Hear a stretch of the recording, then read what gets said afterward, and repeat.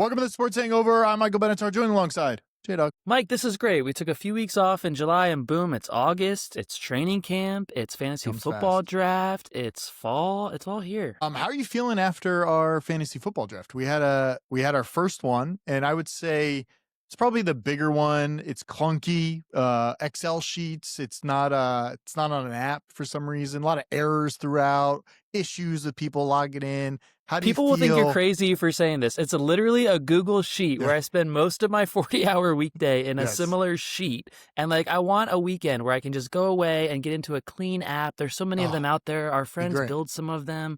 All these companies are doing an amazing job with their apps and fantasy football. No, we are in the Google sheet. No, it is not a snake draft because that would actually be simple in the Google sheet, Mike. That is upcoming this week in our draft. Yeah. I mean, I would still prefer it to be in an app, but at least that's a snake draft. This is an auction draft in a Google sheet where you must type in all your bids. You must type in when you're out on a player. It's so crazy that we're doing this in the year 2025. We should have the commissioner on or someone who supports this come on and tell people why it's great, because it's terrible. It was a 4.5-hour draft when half the players were available. It's crazy. Can I tell you the main reason? I think the two guys that love it the most, I would say our mutual friend and the guy that actually built the Excel sheet get kind of off to how good the Excel sheet is. It's I built this and they're like, oh my God, look at what I built. It's cool, you're good with Excel, but let's use that somewhere else. Maybe keep track of the, keepers in there. We don't have to draft in there.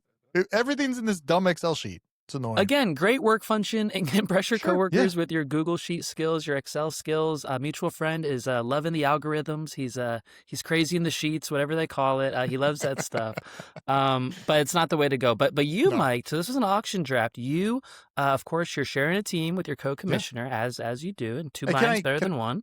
Yes. Can I say something? I think fantasy football with a co-commissioner is probably the best way to do fantasy. You can talk openly about who you like, what's going on, things like that. You don't have to worry about who's picking up this week. It's everybody's on point. Somebody's paying attention. And it's great. I will never own a team individually anymore. It's really a three-headed monster. It's you, it's the lawyer friend, and it's AI. And the three of you get together in a room every week and you come out with the best possible lineup. And it works. It works. It's great. And so you guys went for Ashton Gentry. Now listeners will know that Mike is a longtime Seahawks fan. The Seahawks have moved. They've taken the team from Seattle to Las Vegas. Head coach, quarterback. They got in the bus and they went to Vegas, as people do when they get later in life. Retired to Vegas, of course. Yeah. Pete's 75 years old as a head coach there. You're bullish on the Raiders. You went for the rookie Gentry. Maybe explain some of your thinking there because you paid a lot, over $50.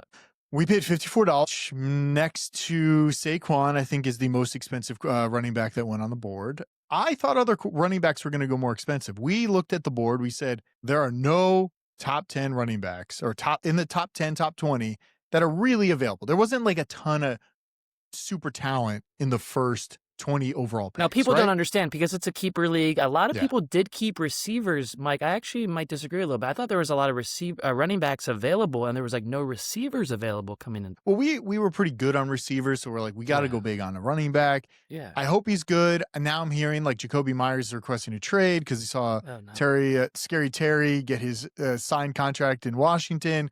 Well, those two people are not the same, by the way. I don't know what he's asking about. But it's just something crazy where you're all right, this team's solid. There's no drama. Pete's there. They're guiding the ship differently. And then all of a sudden, there's a whole bunch of issues. It's this guy wants gone. And now, honestly, I couldn't name another receiver there. So that was a little scary. That might be an issue. Is Hunter Renfrow still there? He might be somewhere else now? I don't think they have a rookie, Thornton, maybe a 4th-round pick that got drafted in our league the other night. I don't know about that Raiders offense. I actually picked up the Patriots defense today for week 1. Nice. It's Vegas at New England. I think Geno have a few sleepy turnovers. Sleepy Geno, week 1, September, 1 Eastern start. No, I don't like Sleepy that. Geno, I don't like that. He hits late, mid-November, December time. That's when he's not really sleepy. Yeah, he's getting old. You don't know his sleep factor. You don't know what his off season was like. Him and Pete might be taking naps in the building. You don't know. First game of the season, no one's sleepy.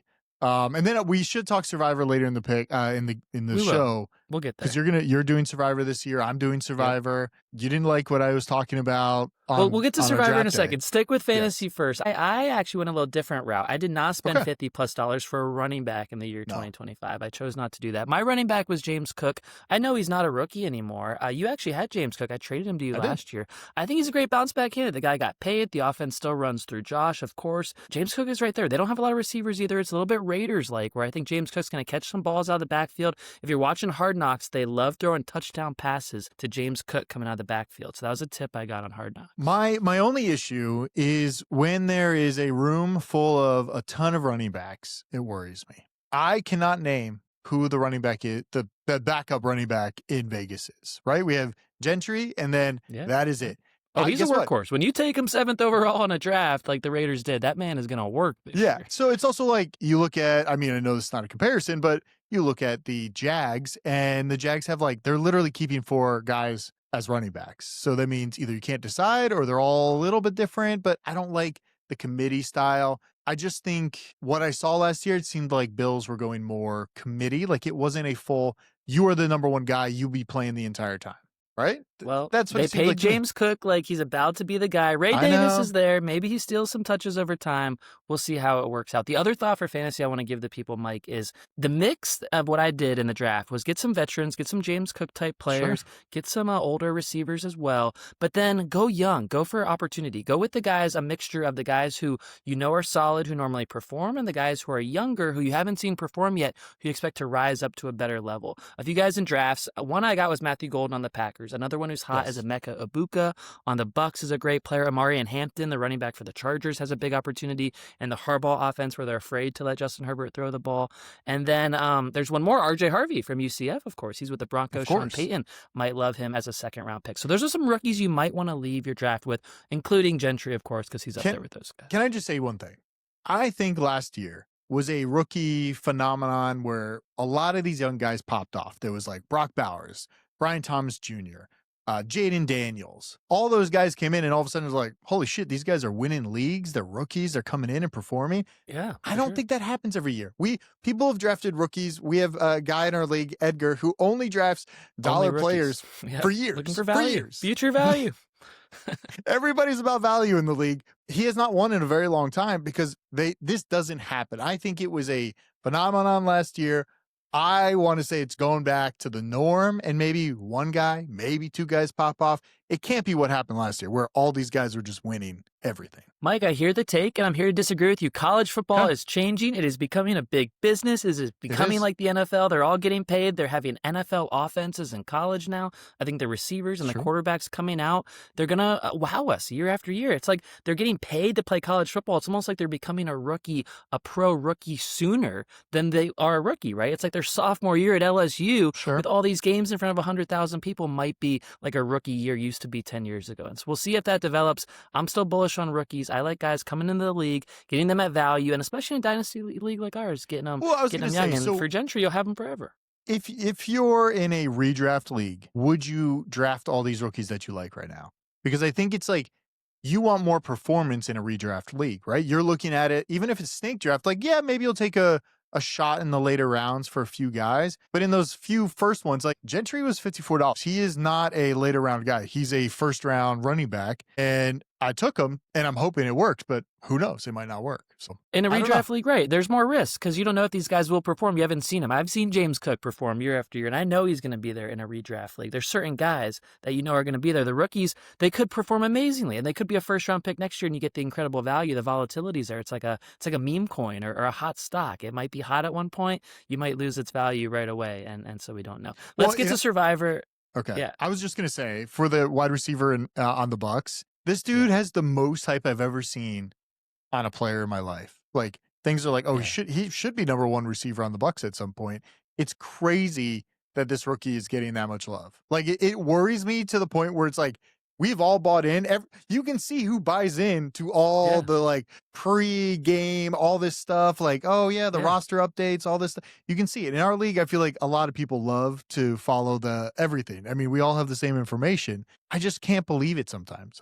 I want to be hesitant on a lot of information this year because I feel like you get distracted. You got to have the blinders on a little bit and be like, is this guy real? Like, What have I seen from him? It's fair. Maybe it's too much hype on a guy like Too Ibuka. The much. situation is great. It's an elite offense. Godwin is more hurt than people thought. The opportunity's there right away. Mike Evans will get hurt. He's like our age, Mike. So I think it's there. The thing about Ibuka is he might be Himothy, because let me tell you, the Ohio State receivers that come out in the first round of the draft, they're like undefeated studs for the last so many years. Chris Olave, Garrett Wilson, Jackson Smith-Jigba. Marvin Harrison Jr. didn't hit last year. He was probably overvalued. He went too high in drafts. Maybe this year as like a mid-round pick. Yeah, he'll be better in the middle rounds. And so Marvin Harrison's one. Ibuka is on a long line of those receivers from Ohio State. And then there's one more there, Jeremiah Smith. Get to know that name. He'll be a top 3 overall pick in the next few years, dominating fantasy drafts. He might go for $60 in our dynasty draft in a year or two. Yeah. Do you want to just flip something real quick and talk about, because we missed some stories. We were talking about, obviously we had our AFC show and our NFC show. Of course. I wanted to talk about, I know this is not football, but Paramount got the rights to the UFC, and I thought this was a big talk because there's no more pay-per-view. I think that killed pay-per-view. Pay-per-view was big when we were growing up, and now it is gone. UFC was like the last one doing pay-per-views because WWE got away from that. Yes. Boxing, does boxing still exist? Are people boxing boxing still, on Saturday I think, kind of does it a little bit. Occasionally. But boxing has died like pay-per-views have died. And UFC got paid so much money, Mike. It's such a big deal from Paramount and CBS. Over $1 billion a year, 7 years, over $7 billion. My first reaction was, wait a second, is UFC that popular? I think it might be. I don't. How about this? If it's free to watch, I'm a Paramount Plus subscriber. If it's free to watch on there, I'm tuning in. Why not? Instead it will be, $60. But you're already a subscriber, so you're not signing up for it. It's $12. And some of them will air on CBS, which is, by the way, free for you to watch over an antenna, which I have. You could watch it for free over antenna. And that'll be great for the growth of UFC. But when it's free on CBS, how does CBS make back their $1 billion? If it's a 2-hour event, 3-hour event, they'll sell commercials in it. They're not making back $1 billion a year. We see all these sports leagues, the NFL and others, they're barely at $1 billion a year for each network. Every other sport, the NBA and others, are less than $1 billion a year. I'm really surprised at the price. CBS hasn't been spending much. Of course, they're going through new ownership. We know Sherry Redstone. She hasn't died yet, but she's stepping aside for David Ellison, the very rich man whose dad founded Oracle, and so he's coming in to spend money. He has a ton. He has a ton of money, so he's able to buy pretty much whatever. He could literally buy whatever he wants. But I do think it's like the idea of, okay, we could say, like, for Peacock, for instance, there was a Christmas or Thursday game that you only could view on Peacock. People had to sign up and get subscribers. So it's like they want to show the growth on that. I mean, honestly, it's like, let's just go back to cable and just have cable again, because this is getting out of hand, kind of, where you have to have 25 different streaming services. I just saw the NBA schedule come out, and it's like 10 different places to watch the NBA this year. It's a lot, but I do think this will give some sort of growth, because I think there are a lot of diehard UFC fans, which I'm not, but I might tune in if it's free. You are a diehard Paramount Plus person. So they have like the Yellowstone spinoffs, right? Taylor Sheridan world. It kind of matches that world. Like if you're going for a demographic, it's like UFC fits in that demographic. Yeah, and Dexter's on right now. I will say, if you're not watching Dexter Resurrection right now, some of the greatest TV I've seen in years. And if you're a fan of Dexter, this is great. It's I so was. good. People say it's better than some of the old seasons, which is crazy, but it's great to hear when it comes back and it's that good. Along the lines of UFC, Mike, there were other deals in sports media in the last few weeks while we were recording our NFL previews.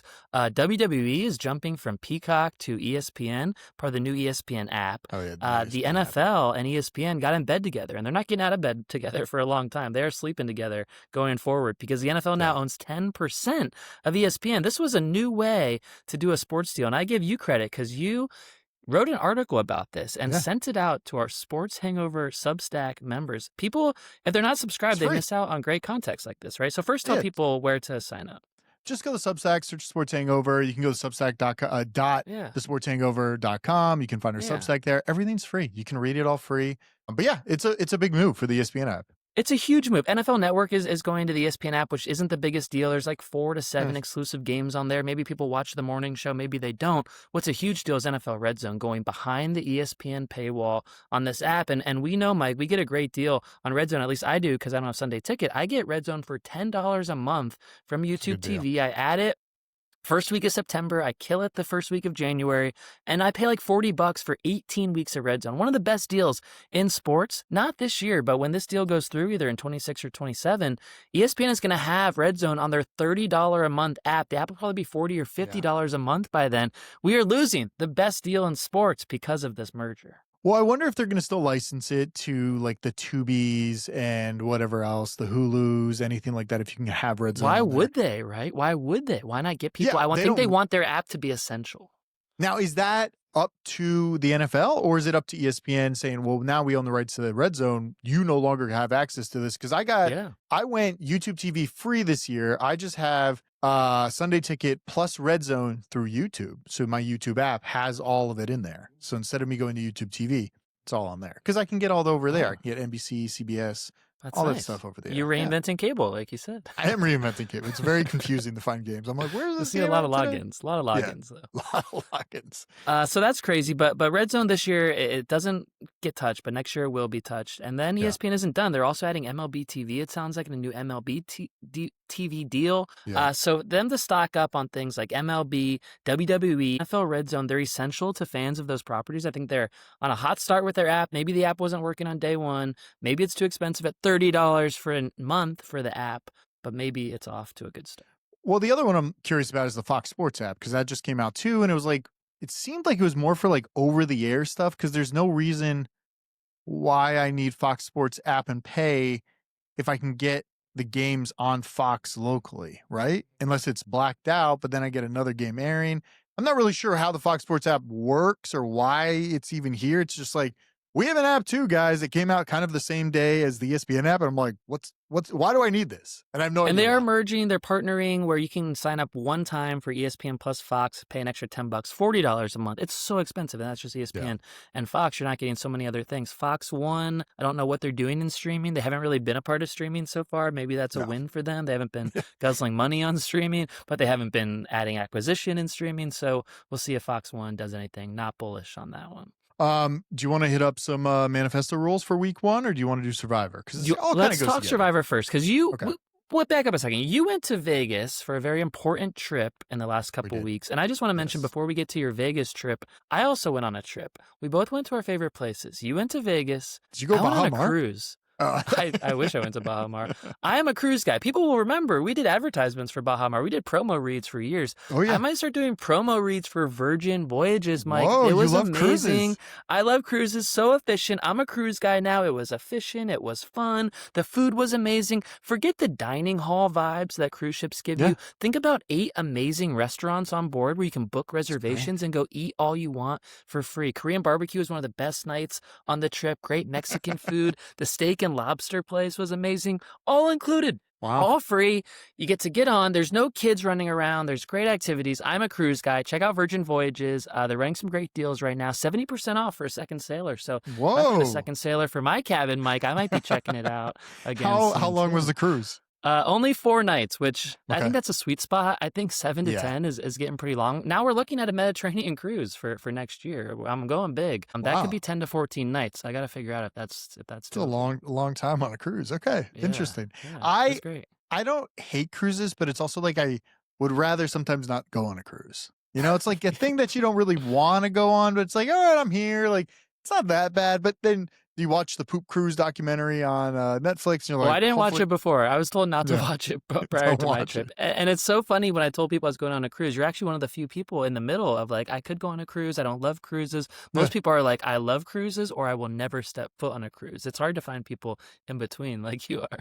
It's a crazy thing to think about that this boat full of 3,000-4,000 people are sailing at sea. Everything's got to work perfectly. Diseases can be spread very quickly. Remember the documentary about the COVID being on the ship and they couldn't dock? Cruises were dead in COVID. Cruises and buffets, we thought they were never coming back. They're so back. Like, thank God.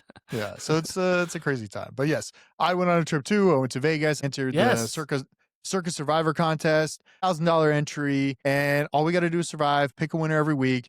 J Dawg's on board. We're all signing up for like other Survivor contest that we can enter for a lot cheaper. We thought you were going to run one this year, but this year you're not going to run one for. It was just easier. Somebody else was running it. The prize pool would be bigger. It's just easier. The prize pool is nice. So now we're going to talk Survivor. I have a few ideas for the first week, but I want to hear your ideas because I pitched mine already to you, and you and Mutual Friend are not on board. By the way, me and Mutual Friend are a team going in on this. And I will say sometimes I think Mutual Friend gets a little biases on a lot of stuff and isn't able to change his opinion on things. And I think that sometimes is hard to discuss football if you can't view the other side sometimes. He sees a stat and he sticks to it. It's tough. Different ways.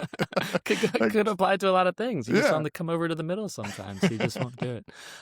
Mike, well, I think we need to immediately tell people who you're picking in week one or who you want to pick. Because like you said, we're both doing Survivor. Mine is much more low stakes. If I lose, I just tell you on the podcast I lost this week and I move on. Yeah. If you lose, you're having a rough Sunday and a rough week and your wife is asking what the hell is wrong with you when you guys go down on the $1,000. So I'm excited to see that. Maybe I'll be with you on the NFL Sunday. It goes down. But tell people who you're picking week one, and I'll tell people why it's a terrible pick. So here's the theory. For the Survivor contest, you have to be entered into this contest by Sunday, kickoff Sunday. But there are 2 games before that, and you can play the Thursday night game, Dallas Cowboys at Eagles, at home, Super Bowl, former, reigning champ, Super Bowl champs, playing at home, playing the Dallas Cowboys. My thought is, you play the Eagles, you're already winning. You win the week. Now, if you lose, you can enter the contest again. You can go back that Friday. This is the only game where if you lose, technically you can go enter again. So I'm like, well, that makes sense to me. If I have an opportunity where this is the only game on the board that I can go enter another game, go enter another contest after if I lose, I'm in. Why not? And I'll tell you some stats after this, but tell me why it's a bad idea. And the line is big. I saw the line. It's 7 points. You're not going to see another line that big all week. It's a bad idea because, Mike, you tell me time after time, don't lose a big bet on a Thursday. Don't play the big fantasy player on a Thursday. Don't pick one of the Thursday games in your 5 picks of the week because bad things can happen. It's unpredictable with different rest, different travel, different injury concerns. This is the start of the season. This is like everybody's fully rested. This is like playing a Sunday game. They're fine. There's no delay. Everybody's ready. They rested the starters. Everybody's good. My biggest problem is that you entered a pool, a high-stakes pool for $1,000, and you're making a bet where there's like a decent, solid chance you might not make it to week 1 NFL Sunday. Now, you're telling me you're going to Vegas because you're local within 4 hours, and you'll go on Friday, and you'll do another one. That's another $1,000 down, and you might make it to Sunday doing that. I just feel like the Cowboys are not a team who's 0% chance to win. Obviously, there's drama with Jerry and Micah, but they added on offense this year, right? They added my boy George Pickens. They're healthy with CeeDee Lamb and the tight end Ferguson. And the running back committee, I don't know who's going to run the ball there, but there's a bunch of them at least, and that's better than Rico Dowdle last year. I think that you're bringing in more variants. Eagles banner raising, fireworks. What if they're too emotional thinking about last year? What if the Eagles aren't good in September this year because they had to play till February of last year? You're introducing all these things that we just don't know. You could pick a boring matchup on Sunday, just get through it, and mess around with primetime later. So the idea here is that when you play, it's just like, it almost seems like the math should work out. Like, I heard a really smart guy talk about it. These are like super pro gamblers, and they're much, much smarter than me. And when I was listening to it, I had to rewind. I'm like, wait a second. Are they actually talking about playing the Eagles because of this advantage? And also, it's an advantage that if you're playing this contest, they say every week is about a $1,300 increment into the value of your ticket. So if I win on Thursday night, my ticket is already a winner. I'm already on to the second week. I'm ready to play next week. Now, obviously, if I lose, I can enter again, but it's also, that's the only day you have that opportunity. I feel like it's like a glitch in the matrix where you got a shot to get back in because you played the system the right way. That's what I want. I want to be able to play the system, and it feels right. Now, let me give you some stats here because, I was looking through our sheet here, the manifesto. I have some week 1 stuff, but here's a good stat for you right here. The Super Bowl champs, week 1 from 2015 to 2024, wins 7, losses 3. So that's 70% chance that Super Bowl champs come back in and win that first week 1 game. And I was like, oh man, that's a pretty good stat. I don't know. It's almost like, how could I not take it at this point? I don't believe in Dallas. Yes, you have CeeDee. Yes, you have Dak. Maybe you have George Pickens. I don't think Dak is elite. I think if you put every wide receiver to quarterback to running back, I think overall, even on defense, overall the roster on Philly is a far superior team. And obviously you can see that in the spread. Now, will they cover the spread? I don't know. We're not playing that game this year. We're playing, can you win the goddamn game? My answer is yes. Who's your pick of the week then for next week? I think it's incredibly dangerous. We will talk about it next week. I am not ready to lock mine. Of course, there's a popular pick. The Broncos are a popular pick. They're playing the Titans. They picked number 1 in the draft. That means they're the worst team in the league last year. They lost Mike Vrabel a few years ago. They haven't recovered from that. Their team isn't very good. The Broncos are a viable team at home against Tennessee. Now, the Cam Ward thing, is he really amazing? Is he going to have a Jaden Daniels, CJ Stroud thing? You got to watch out for that, but I'm not too worried about it because he had a little fanfare coming out. Can I say something? Last year, in survivor pools, almost 60% of people went out because they played the top 3 most popular picks the first week. Well, the Eagles will be a popular pick. They're the biggest line of the week, right? They might be, but it is a Thursday, so you have to get in early. Right. Some people not play it. But last year, the Bengals lost their first game, and 2 other teams lost their first game. We managed to survive. I think we took, who did we take last year? Did we take the Saints? It was close. Didn't you go to like overtime or like a kick to win it? Yeah, it's just like a lot of scary stuff. One year we took the Giants, and it was like the only year the Giants won 1 game. I want to say you went against Bo Nix and the Broncos last year on week 1 because you thought he was a rookie quarterback who didn't know shit. And I think the Seahawks barely beat the Broncos week 1. Maybe I'm making that up, but maybe we'll see. Let me look. See if that's legitimate. So be careful up against a rookie quarterback if that's what it is. I do have stats on rookie quarterbacks as well. Let me just see who we picked last year. I don't think I have. Just trying to pull it up. Week 1 somewhere. 2024. So what do you, hold on, you keep going. Let me give you my team that I'm looking at. It's and this is where I'm at with you picking the Eagles. They're playing the Cowboys. They're playing a viable team. They're playing a team who might be in the playoffs. I want to pick against a team who is not viable, who does not have a quarterback situation we trust, who's going to go on the road and actually be a bad team all year. The team I'm going to fade is the Giants. They are at Washington Commanders.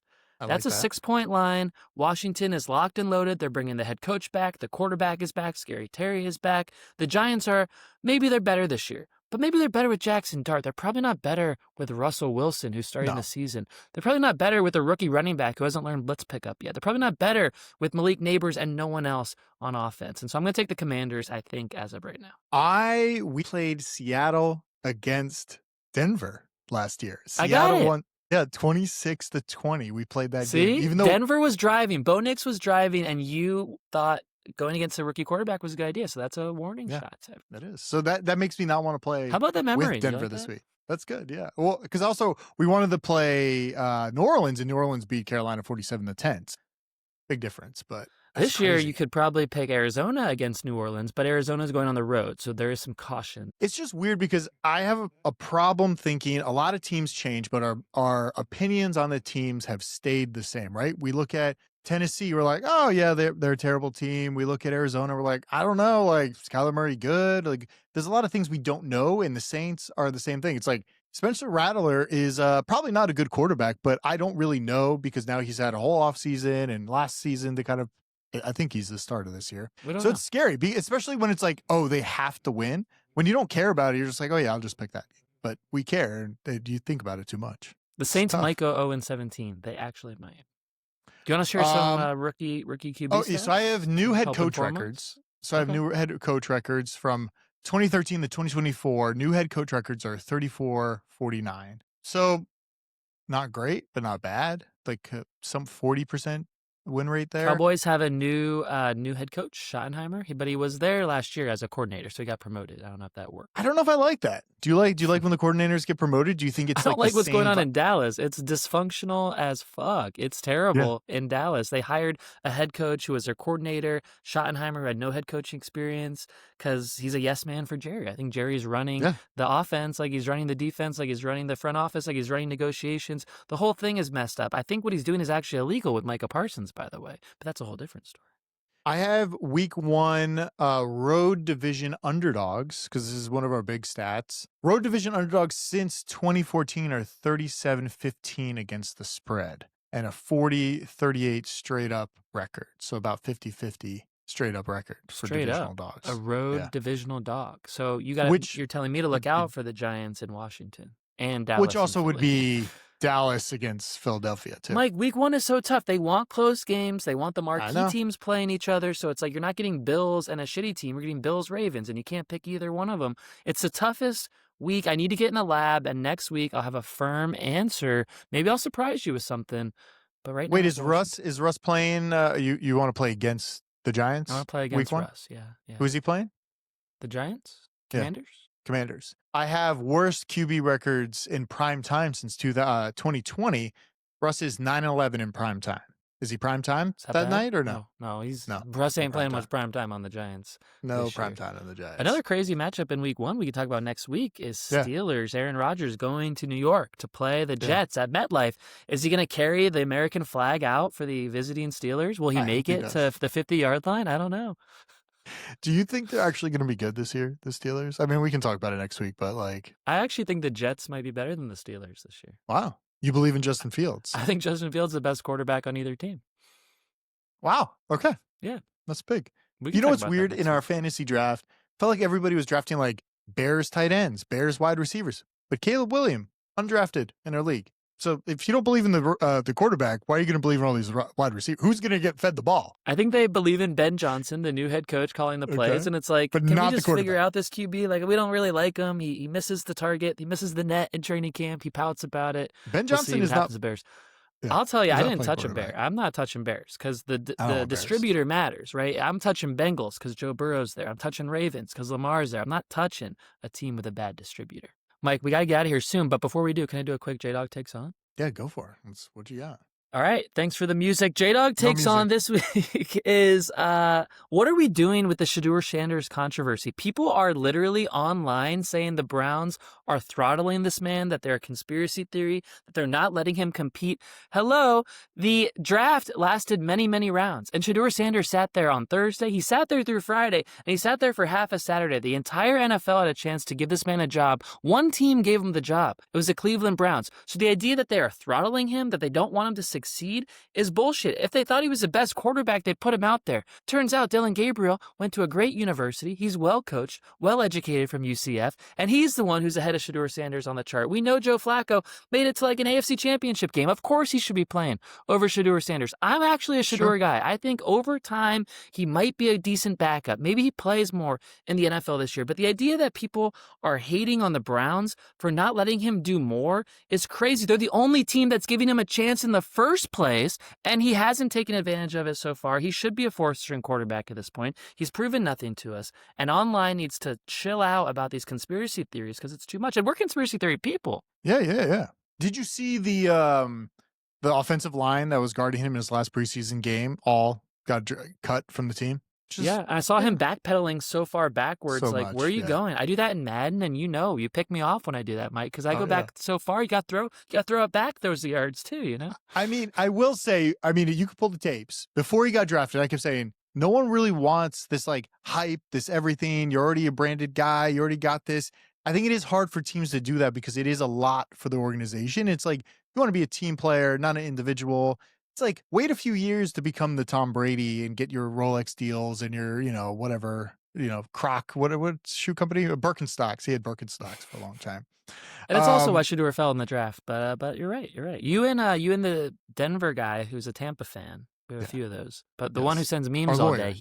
No, the other one. The one who sends memes all day. He agrees with you on Shadour because he was saying that all last season, and you guys were on. You were on it. You were right. Yeah. We thought he was gonna be number 2 overall pick. The guy was a 4th rounder, 5th rounder, who's the Browns' 4th string. But I will say it does bring in eyes. Even his brother Shiloh on the Bucks fighting somebody. It's like that's a guy that you're never gonna see really. Maybe he'll make the practice squad. Maybe he'll make a team at some point. But it's like it does bring eyes, and if that's what you want to bring to your organization, it is tough. But it's also a good thing if they perform well and they're actually good. And who knows? Sanders might get a shot. I mean, it's not like Flacco's a young guy. Like Flacco might not make it past week 3 because he's old. He literally thought he was going to retire 3 years ago, and he's now like he's just in the NFL.